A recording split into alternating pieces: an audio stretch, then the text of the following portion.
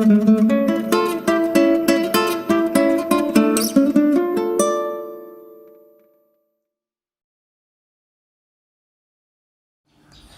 Class 12-এর বংশগতির আণবিক ভিত্তি এই চ্যাপ্টারটা শুরু করেছি। এই চ্যাপ্টারটার মধ্যে আমরা ডিএনএর বেসিক স্ট্রাকচার, তার কাজ কি, আরএনএর বিভিন্ন টাইপসগুলো এবং তাদের কাজ কি, এগুলো সম্বন্ধে আমরা আগের ভিডিওগুলোতে পড়েছি। আজকে আমরা একটা নতুন জিনিস করব, তার নাম হচ্ছে ডিএনএ প্যাকেজিং। আমরা জানি যে ডিএনএটা হচ্ছে অনেক লম্বা সরু সুতোর মতো দুটো তন্তু নিয়ে গঠিত, অর্থাৎ একটা দ্বিতন্ত্রী গঠন। এবং আমরা এটাও জানি যে এই ডিএনএটা একটা কোষের মধ্যে যে নিউক্লিয়াস নামক কোষাঙ্গাণু থাকে, সেই নিউক্লিয়াসের মধ্যে অবস্থান করে। এবার তাহলে ওই একটা ছোট্ট মতো কোষের নিউক্লিয়াস নামক একটা কোষাঙ্গাণুর মধ্যে কিভাবে এই লম্বা ডিএনএটা অবস্থান করছে, অর্থাৎ ডিএনএটা কিভাবে নিজেকে প্যাকেজড করছে, সেই ডিএনএ প্যাকেজিং সম্বন্ধে আমরা আজকে পড়ব। তো ডিএনএ প্যাকেজিং পড়ার আগে আমরা কিছু বেসিক জিনিস আগে আমরা জেনে নিই, তারপর প্রোক্যারিওটস এবং ইউক্যারিওটসের দেহে কিভাবে ডিএনএ প্যাকেজিংটা হচ্ছে সেটা সম্বন্ধে আমরা পড়ব। আমরা জানি যে ডিএনএর মধ্যে উপস্থিত প্রতি জোড়া নিউক্লিওটাইডের মধ্যেকার দূরত্ব হচ্ছে 0.34 ন্যানোমিটার। অর্থাৎ এই যে দেখতে পাচ্ছ ডিএনএর দ্বিতন্ত্রী গঠন, এই দ্বিতন্ত্রী ডিএনএর এই যে দেখতে পাচ্ছ এই এক জোড়া নিউক্লিওটাইড, এই এক জোড়া নিউক্লিওটাইড, এদের মাঝখানের দূরত্বটা হচ্ছে 0.34 ন্যানোমিটার। এবং ডিএনএর মধ্যে উপস্থিত মোট নিউক্লিওটাইডের পরিমাণটা হচ্ছে 6.6 × 10⁹ বেস পেয়ার। অর্থাৎ এতগুলো বেস জোড়া, এরকম বেস জোড়া 6.6 × 10⁹ বেস জোড়া নিউক্লিওটাইড বর্তমান। তাহলে আমরা বলতে পারি যে মানুষের দেহে ডিএনএর মোট দৈর্ঘ্য হচ্ছে কত বেস জোড়া নিউক্লিওটাইড আছে এবং তাদের মাঝখানের দূরত্বটা, অর্থাৎ 6.6 × 10⁹ বেস পেয়ার ইন্টু 0.34 ন্যানোমিটার। আমরা জানি যে 1 ন্যানোমিটার সমান হচ্ছে 10⁻⁹ মিটার। অর্থাৎ এটা তোমরা ক্যালকুলেশন করে দেখতে পাবে যে 2.2 মিটার হচ্ছে মানুষের দেহে ডিএনএর মোট দৈর্ঘ্য। এবং একটা আদর্শ নিউক্লিয়াসের আয়তন হচ্ছে 10⁻⁻6 মিটার। তাহলে দেখো একটা নিউক্লিয়াসের আয়তনটা কতটা ছোট এবং একটা ডিএনএর দৈর্ঘ্যটা কতটা। সেই জন্যই এই একটা নিউক্লিয়াসের মধ্যে কিভাবে ডিএনএটা অবস্থান করছে, কিভাবে ডিএনএটা নিজেকে প্যাকেজড করে অবস্থান করছে, সেই জিনিসটা আমাদের জানা খুবই দরকার। আমরা যেটুকু পড়লাম সেখান থেকে একটা ছোট কোশ্চেন তোমরা একটু দেখে নাও। দেখো এখানে কি বলেছে কোশ্চেনটাতে, if the length of E coli DNA is 1.36 millimetre, can you calculate the number of base pairs in E coli. অর্থাৎ ইকোলাইয়ের দেহে যে ডিএনএটা আছে তার দৈর্ঘ্যটা আমাদেরকে বলে দিয়েছে। এখানে বলেছে কি ডিএনএর মধ্যে কত বেস জোড়া নিউক্লিওটাইড বর্তমান, সেই জিনিসটা আমাদেরকে বার করতে হবে। তাহলে আমরা একটু আগেই দেখলাম কি যে এই ডিএনএর দৈর্ঘ্য বের করার সময় আমরা দেখলাম যে কত বেস পেয়ার নিউক্লিওটাইড আছে, সেটাকে দুটো নিউক্লিওটাইডের মাঝের যে দূরত্ব সেটা দিয়ে গুণ করলে আমরা কি পেয়ে যাব, যে ডিএনএর মোট দৈর্ঘ্যটা। তাহলে এখানে আমরা লিখতে পারি, এখানে আমরা কি দিয়েছে সেটা আমরা আগে দেখে নিই, যে ডিএনএর মোট দৈর্ঘ্যটা এখানে দিয়ে দিয়েছে, অর্থাৎ এই জিনিসটা আমাদেরকে দিয়ে দিয়েছে। বের করতে হবে আমাদের বেস জোড়, কত বেস জোড়া নিউক্লিওটাইড আছে সেই জিনিসটা, অর্থাৎ এই জিনিসটা আমাদেরকে দেয়নি। এবং আমরা জানি যে দুটো নিউক্লিওটাইডের মাঝের দূরত্ব হচ্ছে 0.34 ন্যানোমিটার। তাহলে আমরা এখানে কি লিখতে পারি, যে এই জিনিসটা আমাদের যেহেতু জানা নেই, x × 0.34 ন্যানোমিটার সমান, এই জিনিসটা এখানে বলেনি, এর বদলে বলেছে এখানে 1.36 মিলিমিটার, সেটাই এখানে লিখেছে। দেখো x × 0.34 ন্যানোমিটার সমান 1.36 × 10⁶ ন্যানোমিটার। এখানে একটা মজার জিনিস কি দেখো, এখানে বলেছিল যে 1.36 মিলিমিটার, কিন্তু এখানে আমরা ন্যানোমিটার লিখলাম। কিভাবে লিখলাম, যে এই মিলিমিটারটাকে ন্যানোমিটারে কনভার্ট করলাম। দেখো 1 মিলিমিটার সমান হচ্ছে 10⁶ ন্যানোমিটার। তাহলে আমরা বলতে পারি যে 1.36 মিলিমিটার সমান 1.36 × 10⁶ ন্যানোমিটার, ওই জন্যই এখানে এটা লেখা হয়েছে। তাহলে এখান থেকে ক্যালকুলেশন করলে আমরা পাবো হচ্ছে 4.10⁶। অর্থাৎ আমরা বলতে পারি যে ইকোলাইয়ের দেহে নাম্বার অফ বেস পেয়ার কত না 4 × 10⁶। প্রথমেই আমরা চলে আসি যে প্রোক্যারিওটদের ক্ষেত্রে কিভাবে ডিএনএ প্যাকেজিংটা হচ্ছে। তো আমরা জানি যে আদর্শ নিউক্লিয়াস থাকে না প্রোক্যারিওটদের ক্ষেত্রে, এবং এখানে ডিএনএটা সমগ্র কোষ জুড়ে ছড়ানো অবস্থাতেও থাকছে না। এবং আমরা এটাও জানি যে ডিএনএটা হচ্ছে অ্যাসিডিক প্রকৃতির এবং নেগেটিভলি চার্জড, অর্থাৎ ঋণাত্মক প্রকৃতির। তাহলে একটা কোষের মধ্যে ডিএনএটাকে প্যাকেজিং হতে হলে প্রথমে ডিএনএটাকে নিউট্রিলাইজ হতে হবে। তার জন্য কি দরকার না কিছু ক্ষারীয় প্রকৃতির এবং পজিটিভলি চার্জ কিছু জিনিসের দরকার। এখানে অর্থাৎ প্রোক্যারিওটদের দেহে এরকম কিছু ক্ষারীয় এবং পজিটিভলি অর্থাৎ ধনাত্মক প্রকৃতির কিছু জিনিস পাওয়া যায় থাকে, যেটার নাম হচ্ছে নন হিস্টোনিক ক্ষারীয় প্রোটিন, যেটার নাম কি না পলিঅ্যামাইন। এই পলিঅ্যামাইনের সঙ্গে এই ডিএনএটা যুক্ত হয়, দিয়ে অতি কুণ্ডলীকৃত অর্থাৎ সুপার কয়েলিং অবস্থায় অবস্থান করে। এই অবস্থাটাকে বলা হচ্ছে নিউক্লিয়েট বা জেনোফোর। এই নিউক্লিয়েট বা জেনোফোর একটা শর্ট কোশ্চেন আসতে পারে, যদি বলা হয় তাহলে কাকে বলে লিখবো না এই প্রোক্যারিওটদের দেহে কোনো আদর্শ নিউক্লিয়াস না থাকায় ডিএনএটা কিছু নন হিস্টোনিক ক্ষারীয় প্রোটিনের সঙ্গে যুক্ত হয়ে অতি কুণ্ডলীকৃত অবস্থায় কোষের মধ্যে অবস্থান করে। এই গঠনটাকে বলা হচ্ছে নিউক্লিয়েট বা জেনোফোর। এবার আমরা ইউক্যারিওটের ক্ষেত্রে কিভাবে ডিএনএ প্যাকেজিংটা হচ্ছে সেটা আমরা পড়ব। তো দেখো, প্রোক্যারিওটদের থেকে কিন্তু ইউক্যারিওটের ডিএনএ প্যাকেজিংটা আরও জটিল প্রকৃতির, আরও কমপ্লেক্স টাইপের। তো আমরা কি বলেছিলাম যে ডিএনএটাকে প্যাকেজিং হতে হলে ডিএনএটা তো ঋণাত্মক প্রকৃতির এবং ওটা হচ্ছে অ্যাসিডিক ইন নেচার, অ্যাসিডিক প্রকৃতির। তাই এটার বিপরীত অর্থাৎ পজিটিভলি চার্জ এবং ধনাত্মক প্রকৃতির এবং ক্ষারীয় কিছু প্রোটিন লাগবে। ইউক্যারিওটের ক্ষেত্রে সেটা হচ্ছে হিস্টোন প্রোটিন। এই হিস্টোন প্রোটিনটাই হচ্ছে পজিটিভলি চার্জড এবং বেসিক প্রোটিন। এবং এই প্রোটিনগুলো কি কিছু অ্যামাইনো অ্যাসিড নিয়ে তো প্রোটিন গঠিত হয়। তাহলে হিস্টোন প্রোটিনের ক্ষেত্রে সেই অ্যামাইনো অ্যাসিডগুলো কি কি থাকে, খুব ইম্পর্টেন্ট, তোমরা একটুখানি ভালো করে দেখবে এটা। লাইসিন এবং আর্জিনিন, এই দুটো অ্যামাইনো অ্যাসিড থাকে, এটা খুব ইম্পর্টেন্ট। এবার এই যে হিস্টোন প্রোটিনটা বললাম সেটা কি কি নিয়ে গঠিত, এই histone প্রোটিনটা H1, H2A, H2B, H3 এবং H4 এই চারটে প্রোটিন নিয়ে কিন্তু এই হিস্টোন প্রোটিনটা গঠিত। হিস্টোন প্রোটিনগুলোর মধ্যে H2A, H2B, H3 এবং H4 এই চারটে হিস্টোন প্রোটিন কিন্তু দুটো দুটো করে থাকে। দেখো, এই একটা, এই একটা, এই একটা, এই একটা, এটাও একটা, এদিকে একটা, আবার এখানে একটা ছিল, আবার এখানে একটা, মানে টোটাল 8টা হিস্টোন প্রোটিন নিয়ে এই জিনিসটা গঠিত, এই হিস্টোনের কোর অংশটা গঠিত। তাই এই পুরো গঠনটাকে বলা হচ্ছে কি না কোর অফ হিস্টোন বা হিস্টোন অক্টামার। হিস্টোন অক্টামার কথাটা কেন বলা হচ্ছে, আমরা জানি যে এক সংখ্যাটা বোঝানোর জন্য আমরা মনো কথাটা ইউজ করি, 2 সংখ্যাটা বোঝানোর জন্য আমরা বাই বা ডাই কথাটা ইউজ করি, তেমনি 8 সংখ্যাটা বোঝানোর জন্য আমরা অক্টা এই টার্মটা ইউজ করি। সেজন্য এখানে এই হিস্টোনটা 8টা আছে বলে এটাকে বলা হচ্ছে হিস্টোন অক্টামার। এছাড়াও এর আর একটা নাম হচ্ছে নিউ বডি। তাহলে প্রত্যেকটা নামই আমরা মনে রাখবো। এবার দেখো, এই যে কোর অফ হিস্টোন মানে হচ্ছে জাস্ট এই স্ট্রাকচারটা, এখানে কিন্তু এই ডিএনএটা থাকছে না, সেই ডিএনএটা ছাড়া বাকি অংশটাকে বলা হচ্ছে কোর অফ হিস্টোন। এবার এর সঙ্গে যখন এই ডিএনএটাও যুক্ত হয়ে যাচ্ছে, অর্থাৎ ডিএনএ এবং কোর হিস্টোনকে একসঙ্গে বলা হচ্ছে নিউক্লিওজোম। নিউক্লিওজোমের সংজ্ঞা বলতে গেলে আমরা কি বলবো না ঋণাত্মক আধানযুক্ত ডিএনএটা ধনাত্মক আধানযুক্ত হিস্টোন প্রোটিনের চারদিকে আবৃত হয়ে যে গঠনটা সৃষ্টি করে তাকে বলা হয় নিউক্লিওজোম। একটা আদর্শ নিউক্লিওজোমে 200 বেস পেয়ার নিউক্লিওটাইড যুক্ত ডিএনএ যুক্ত থাকে। তাহলে নিউক্লিওজোম কাকে বলে তোমরা একটু ভালো করে দেখে নিও। এরকম অনেকগুলি নিউক্লিওজোম গঠিত হয় এবং এই নিউক্লিওজোমগুলো H1 হিস্টোন প্রোটিন দ্বারা একটা আরেকটার সঙ্গে যুক্ত থাকে, একটা আরেকটার সঙ্গে লিঙ্কড থাকে। তাই H1 হিস্টোন প্রোটিনকে বলা হয় লিঙ্কার হিস্টোন প্রোটিন। এবং এই H1 হিস্টোন প্রোটিনের সাথে যে ডিএনএটা যুক্ত থাকে, যে ডিএনএটা লিঙ্কড করে, তাকে বলা হচ্ছে লিঙ্কার ডিএনএ। এই লিঙ্কার ডিএনএটা 80 বেস পেয়ার নিউক্লিওটাইড নিয়ে গঠিত। এই ছবিটাতে আমরা লিঙ্কার প্রোটিন এবং লিঙ্কার ডিএনএটা একটু বুঝে নেব।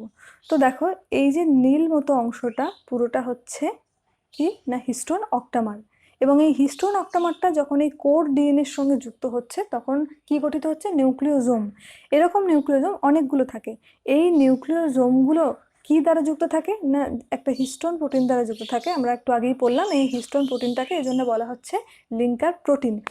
এবং এই নিউক্লিওজোমগুলো যে ডিএনএর দ্বারা যুক্ত থাকছে, এটা একটা আলাদা কালার, এটা একটা আলাদা কালার, এটা একটা আলাদা কালার, এটা হচ্ছে কোড ডিএনএ, এটা হচ্ছে কোড ডিএনএ।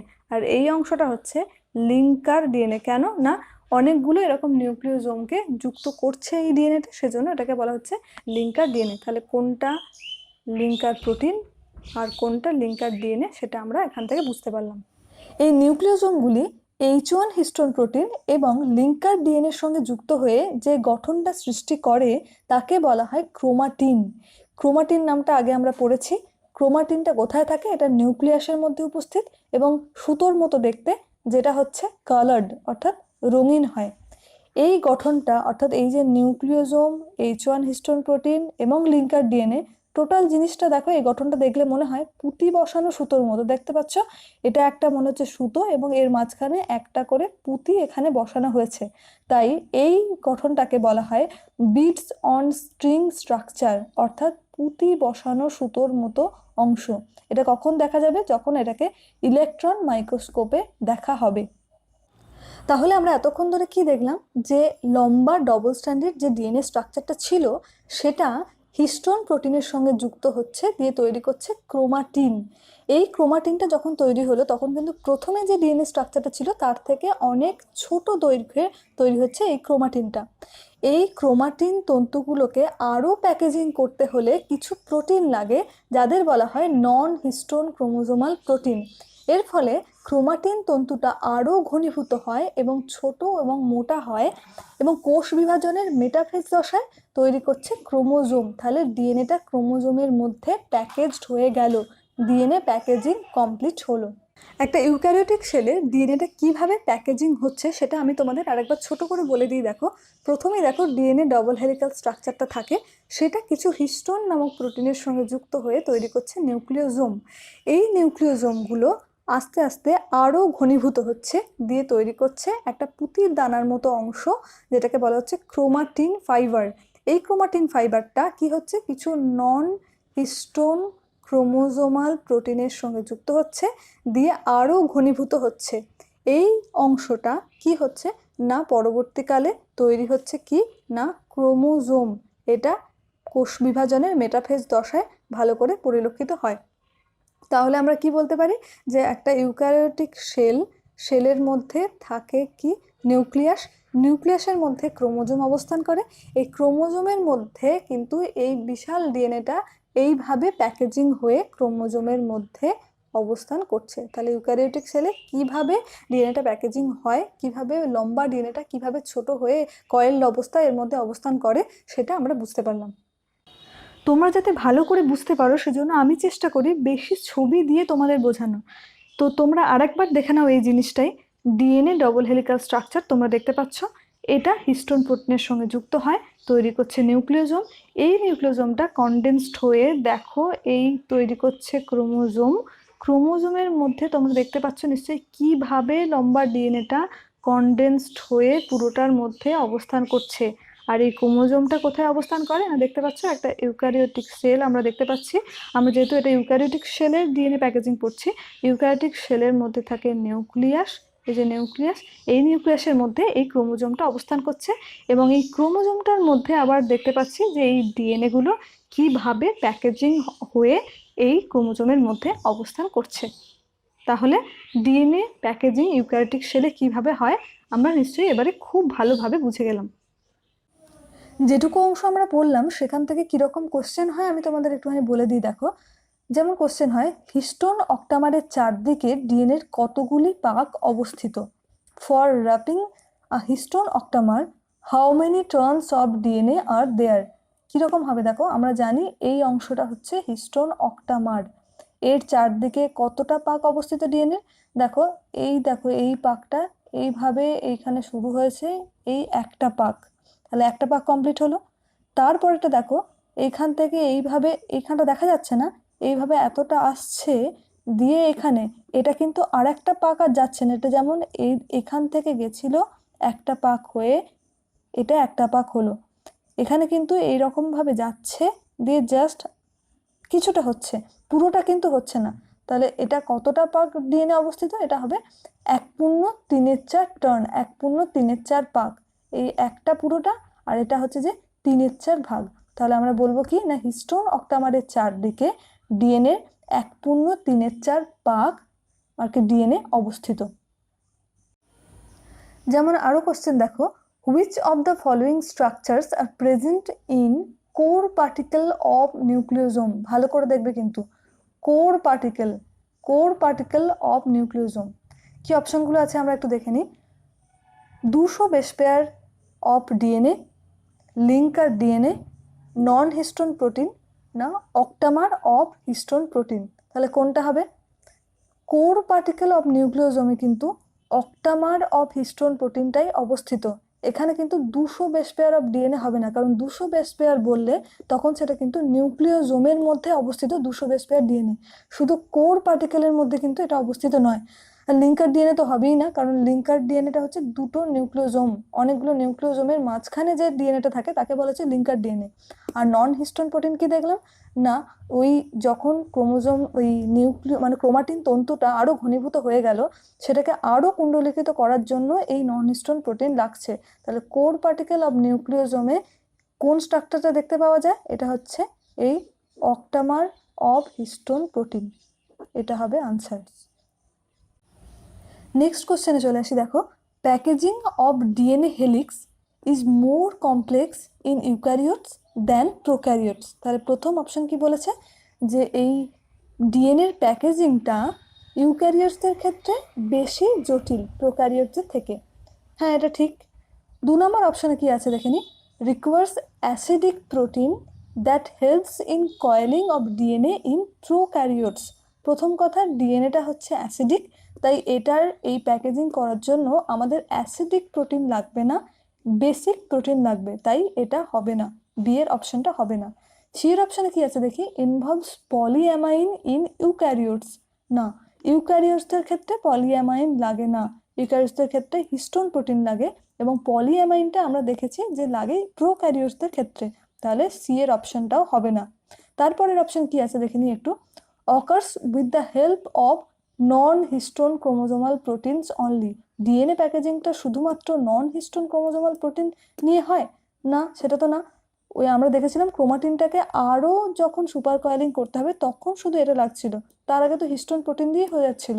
তাহলে প্যাকেজিং অফ ডিএনএ হেলিক্স এখানে যে অপশনগুলো আছে তার মধ্যে হবে যেটা, সেটা হচ্ছে এটা, অর্থাৎ more complex in eukaryotes then prokaryotes. 3 number question কি বলেছে দেখো, যে non histone chromosomal structural proteins are basic proteins rich in lysine and arginine. না, হিস্টোন প্রোটিনটা লাইসিন আর আর্জিনিন নিয়ে গঠিত। Catalytic protein rich in tryptophan and arginine. না, এটাও নয়। এবং বলেছে যে এটা এই এনএইচসি স্ট্রাকচারাল প্রোটিনগুলো হচ্ছে রেগুলেটরি প্রোটিনও নয়। এটা কি না, required for packaging of chromatin at higher level. এই ক্রোমাটিনগুলোকে আরও যখন সুপার কয়েলিং করতে হবে তখন এইটা লাগবে। তাহলে NHC structural proteins are required for packaging of chromatin at higher levels. বোঝা গেল? তারপরের কোশ্চেনে আমরা চলে আসি, the association of histone H1 with a nucleosome indicates. অপশনগুলো আমরা দেখে নিই।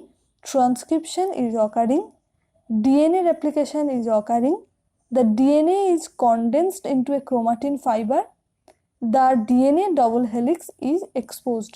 দেখো, এই কোশ্চেনটা কিন্তু নিট 2017-তে পড়েছিল, তাহলে এখানটা আমরা যতটুকু পড়ালাম সেটা কিন্তু তোমরা একটু ভালো করে দেখে নিও। তাহলে অপশনগুলোর মধ্যে যখন এই H1 হিস্টোনটা নিউক্লিওজোমের সঙ্গে যুক্ত হচ্ছে তার মানে ট্রান্সক্রিপশন হচ্ছে সেটা নয়, রেপ্লিকেশন হচ্ছে এটা নয়। এটা কি বলেছে, DNA double helix is expose, না এটাও নয়। ডিএনএ ইজ কনডেন্সড হচ্ছে দিয়ে ক্রোমাটিন ফাইবার তৈরি করছে, তাই তো আমরা দেখলাম যে H1 হিস্টোনটা অনেকগুলো নিউক্লিওজোম ছিল তার সঙ্গে যুক্ত হচ্ছে দিয়ে পুরো ব্যাপারটাকে আরও কনডেন্সড করছে। তাহলে আমরা কি বললাম, আরেকবার কোশ্চেনটা বলে দিই, the association of histone H1 with a nucleosome indicates the DNA is condensed into A chromatin fibre.